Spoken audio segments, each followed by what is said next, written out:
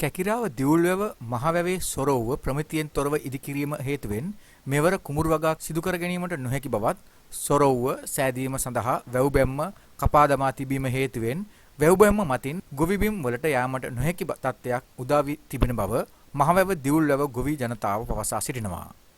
මේ වන විට මහකන්නය සඳහා වර්ෂාපතනය අධික ලෙස පතිත වීම හේතුවෙන් සීග්‍රයෙන් වැවෙහි ජල මට්ටම ඉහළ යමින් පවතින අතර කපා දමා ප්‍රමිතියෙන් තොර ඉදි කළ සොරවුව බිඳී යාමේ අවදානමක්ද පවතින බවයි ගොවින් පෙන්වා දෙන්නේ.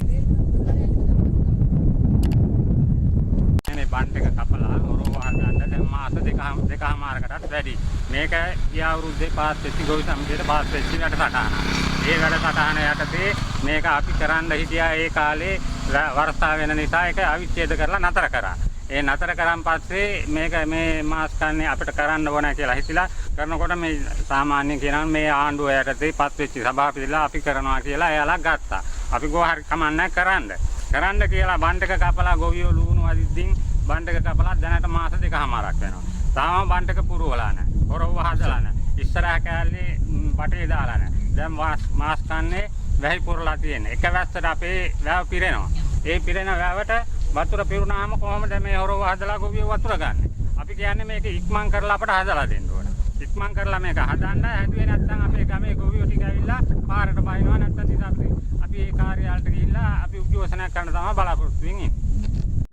මහදේවුල්ව මේ වෙනකොට ගොඩ පොරව හදන්න දාලා තියෙනවා. ඒ වුණාට හදන්න දාලා දැන්ට මාස දෙකමාරක් විතර වෙනවා. ඔක ගිය අවුරුද්දේ පාස්සේ මුදල් ටික එම මුදල් වලින් මේ ගිය අවුරුද්ද වාහනයි පොරවයි දෙක පාස් වුණා. ඊට පස්සේ මොකද කරන්නේ අපේ කට්ටිය අපි එකතුලා කොයි සංවිධානයේ ඒ වෙනකොට මේ අපි මේ නිලධාරියෙක් වශයෙන් මම හිටියා. ඊට පස්සේ අපි වාහන ඇක්කුවා. වාහන හදලා ඉවරනවා පස්සේ මේ වාහන වර්ෂාව එක්ක අපිට ආපහු හදාගන්න බැන්න මේ පොරව හදාගන්න බැරි වුණා. ඒ නිසා අපි මේ අවුරුද්දට මේක අවිච්ඡේද කරගත්තා. 2028 2025 අවිච්ඡේද කරලා ඊට පස්සේ අලුත් ආණ්ඩුවක් එක්ක මේ අපේ හිටපු කොයි සංවිධානයේ ඒගොල්ලෝ මේ අයින් ඊට පස්සේ අයින් වුණාට පස්සේ අලුත් නිලධාරියෙක් පත් වුණා. ඒ පත් වෙලා මේගොල්ලෝ අලුත් නිලධාරි හදන්නෙත් නැතුව අපේ ගමේ කට්ටිය හදන්න නැතුව මේ අල්ලපු ගමක එක්කෙනෙකුට මේ කොන්ත්‍රාත් එක දීලා. එතකොට එතුමාට වැඩක් නැහැ නේ. දැන් මේ ගමේ මේ හේන් ගොවියෝ ඉන්නවා 150කට වැඩි. ඒතර හේන් ගොවියෝ වලට යන්න විකල්ප මාර්ගය හදලත් නැහැ. ඒ පාර හදන්න එයාට මේකේ අවශ්‍යතාවයක් නැහැ නේ. හැබැයි ඒ නිසා අපි කියන්නේ මේ ආණ්ඩුව හරි මැදිහත් වෙලා මේ හොරවුව යථා තත්ත්වයටපත් කරලා මිනිස්සුන්ව ගොවිතැන් කරගන්න ඒක අපිට ආපහු දිවිචි මට්ටමට මේක හදලා දෙන්න කියලා. ඊට අමතරව විකල්ප මාර්ගය. ඒකට බොරළු ටිකක් හරි දාලා ඒකට හේන් වලට යන විදියට මිනිස්සුන්ට මේක හදලා දෙන්න කියලා තමයි ඉල්ලීම කරන්නේ. යන්න පාර නැහැ. ඊට පස්සේ හොරව දැන් වැස්සොත් එහෙම හොරව නැති මේ වතුර නැති වෙනවනේ. ඔක්කොම ටික වතුර යනවා. ඒ නිසා යකි ඉක්මනින් මේ හොරවයි මේ යන්න විකල්ප මාර්ගය හදලා දෙන්න කියලා තමයි කියන්නේ.